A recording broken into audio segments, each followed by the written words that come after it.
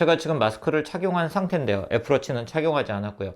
이 상태에서 아이폰 13 프로 맥스 모델의 페이스 아이디를 해제할 때 이렇게 바로 해제가 되는 걸 확인할 수가 있고요.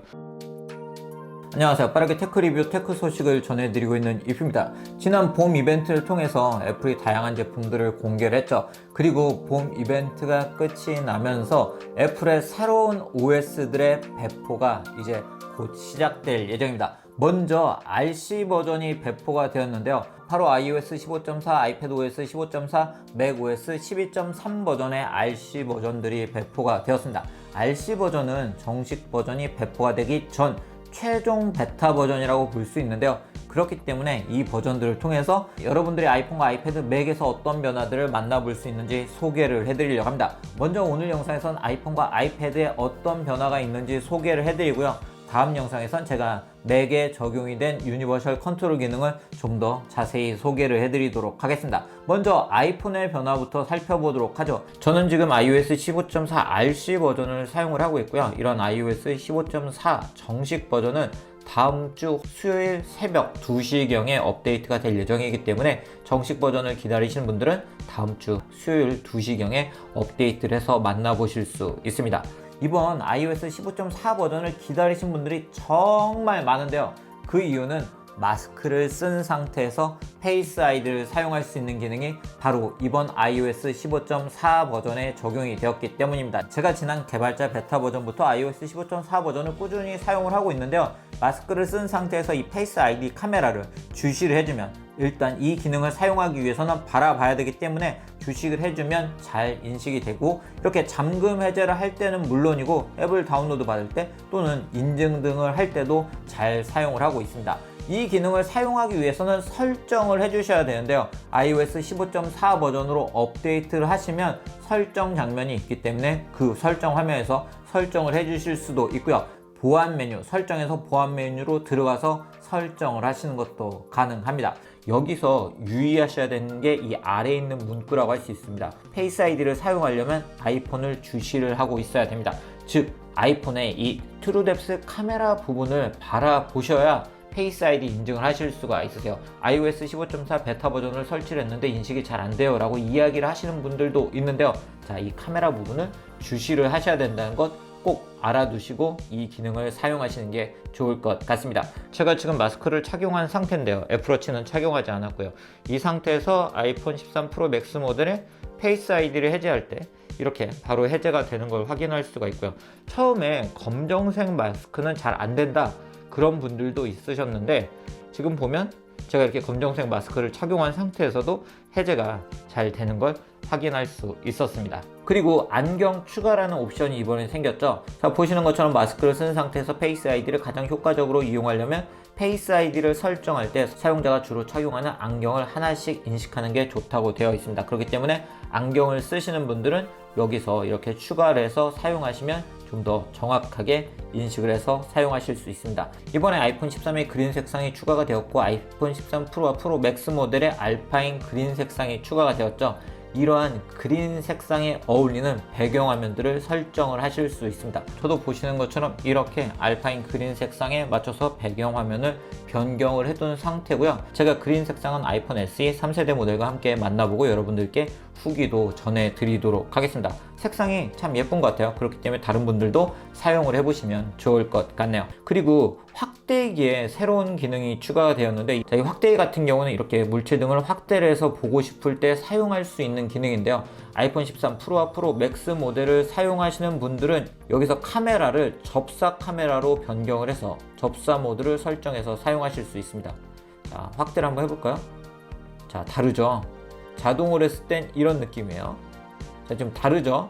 그리고 만약에 카메라를 접사 카메라로 했다 그러면 이렇게 확대를 해서 사용하실 수 있습니다. 그렇기 때문에 아이폰 13 프로 맥스 모델을 사용하시는 분들은 확대기를 사용할 때 이렇게 접사 카메라를 설정해서 사용해 보시는 것도 좋을 것 같습니다. 무언가 사진을 찍어서 확대를 하는 것보다 이렇게 확대기를 사용하시면 실시간으로 확대를 해서 보실 수가 있으세요. 그리고 이번 iOS 15.4 버전을 통해서 아이폰 13 프로, 프로 맥스 모델을 사용하시는 분들은 120Hz의 프로모션 디스플레이를 이제 좀 더 부드럽게 다양한 메뉴를 사용할 때 사용하실 수 있습니다. 그리고 메시지 등을 사용할 때 주로 사용하고 있는 이모티콘에 녹아내린 얼굴 등의 새로운 이모티콘들이 추가가 되었기 때문에 새로운 이모티콘들을 사용을 하실 수가 있고요. 그리고 애플 뮤직의 UI도 다양하게 변경이 되었는데요. 자, 이렇게 음악을 들을 때 이 메뉴 부분을 누르게 되면 이렇게 쉐어 플레이를 하는 이런 메뉴들이 추가가 되었고요. 그리고 이쪽 메뉴들도 일부 변경이 된 걸 볼 수가 있고,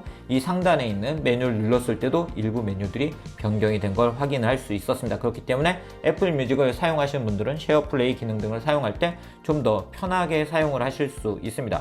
그리고 애플 TV도 많은 분들이 사용하고 있으시죠. 이런 애플 TV 관련 설정도 변경이 되었는데요. 자, 보시면 설정에 들어가서 TV를 선택을 하게 되면 보시는 것처럼 아래 재생 대기 목록 디스플레이라고 해서 정지 화면이 선택이 되어 있는데, 이걸 포스터 사진으로 변경을 해서 포스터 사진이 보여지는 형태로 사용하실 수 있습니다. 자, 그렇게 바꾸게 되니까 보시는 것처럼 이렇게 포스터 화면으로 변경이 된 걸 볼 수가 있죠. 그래서 재생 대기 목록에 어떤 이미지가 나타나게 할지 설정을 해서 사용하실 수 있으세요. 그리고 마지막으로 메모 앱 등을 사용할 때 이 카메라 부분을 누르게 되면 텍스트 스캔이라는 기능이 생겼습니다. 한글은 아직 지원을 하지 않고요. 영문을 지원하는데, 자, 이렇게 눌러보면 자, 카메라를 이용해서 자, 이런 식으로 텍스트를 스캔해서 바로 메모 등에서 사용할 수 있는 기능을 사용하실 수 있으세요.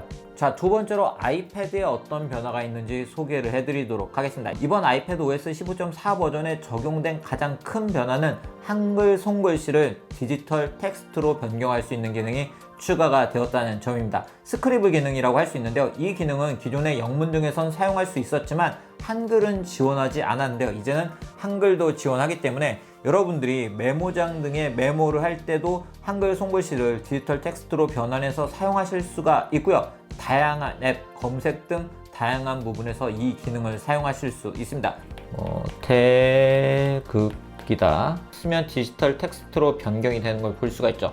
그렇기 때문에 손글씨를 이용해서 디지털 텍스트를 만들 수가 있는데요. 이 기능은 이렇게 메모에서도 사용할 수 있지만 다양한 부분에서 사용이 가능합니다.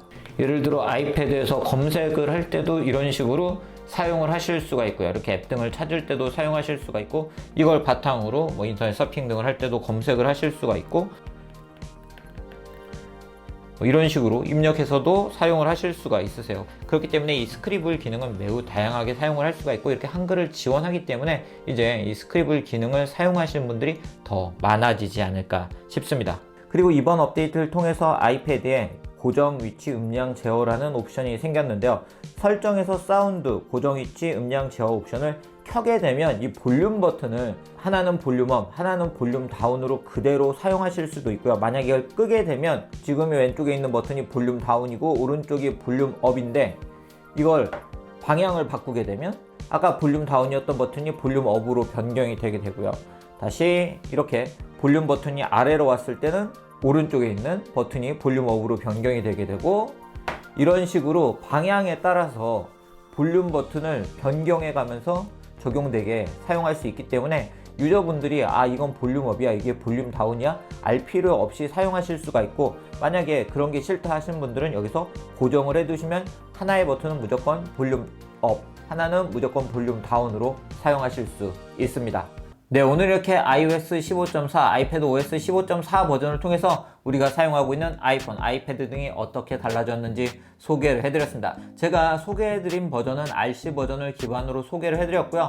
아마도 다음 주 정도면 정식 버전이 배포가 될 예정이기 때문에 정식 버전을 통해서 이러한 새로운 기능들을 만나보시면 좋겠네요. 제가 다음 영상에선 macOS 12.3 버전을 통해서 우리가 사용하고 있는 맥이 어떻게 달라졌는지, 특히 많은 분들이 기다리셨던 유니버셜 컨트롤 기능은 어떻게 사용할 수 있는지 소개를 해드리도록 하겠습니다. 그리고 그 다음 영상들에서는 제가 이번 봄 이벤트를 통해서 공개가 된 애플의 신제품들을 소개해 드릴 예정인데요. 그렇기 때문에 구독 알람 해두시면 해당 영상들도 빠르게 만나보실 수 있습니다. 그럼 오늘 영상 여기서 마치도록 하겠습니다.